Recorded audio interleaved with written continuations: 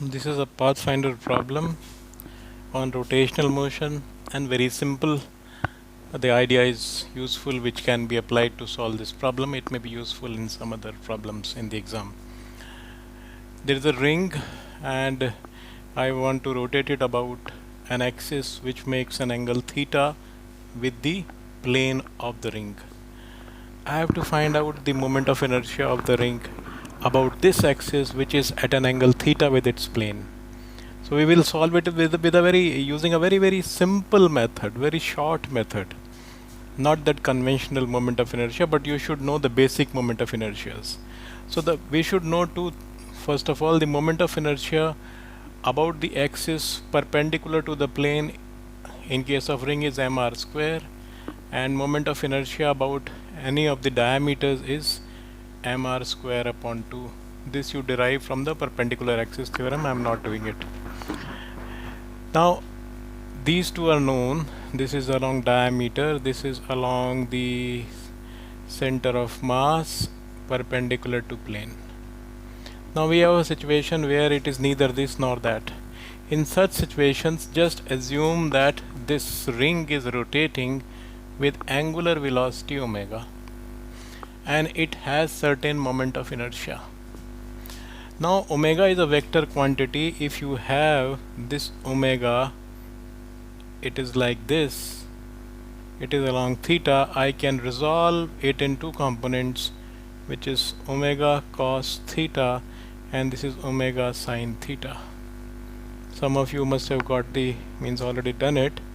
So this is along y and this is along x axis. If I take the axis x as y, so the moment of inertia, so the angular velocity, I hope I didn't say moment of inertia, it is the angular velocity which I am resolving in two components. It is omega cos theta and it is omega sine theta. Angular velocity is a vector quantity, we can always resolve it. Now what is the angular momentum along this axis?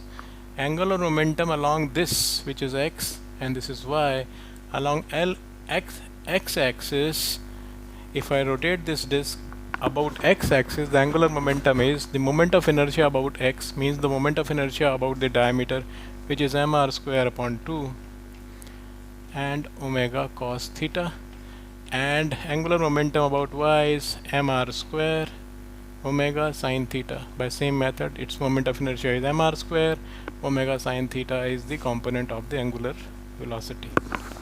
Now once you get angular momentum, you can always resolve angular momentums in two components. If there is any angular momentum, you can resolve it in such a way that you can have two values which are perpendicular to each other.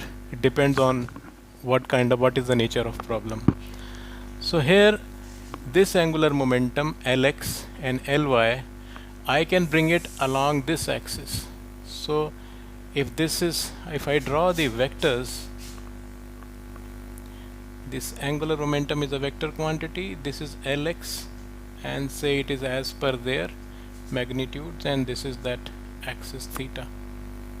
So I project it here. This is the component of Lx along this axis, say it is AA axis, which is Lx cos theta. And what is the angular momentum of this? Projected in such a way, projection has to be done, it should fall perpendicularly. It can't be done like this. Projection of this vector on this, projection will always be less than equal to the actual vector. It cannot be more. So you project it perpendicularly and this angle is pi by 2 minus theta. So this projection will become, this part will become Ly sine theta. So I have the angular momentum along AA is Lx cos theta plus Ly sine theta. If I know the moment of inertia along AA, I will write the angular momentum along AA as the moment of inertia along AA and omega about AA. Omega about AA is this omega itself which I resolved. So I just equate IAA into omega is equal to, what is Lx is mr square upon 2 omega it becomes cos square theta plus it is mr square, and it is omega sine square theta.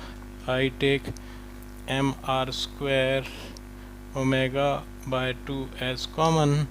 I get cos square theta plus twice sine square theta. Now it's simple trigonometry, mr square omega upon 2. I can write this as 1 plus sine square theta, which is my IAA omega. Omega gets cancelled, so I get moment of inertia is mr square upon 2, 1 plus sine square theta. If theta is 90, it becomes this. If theta is 0, it becomes this. If theta is in between, you can find out.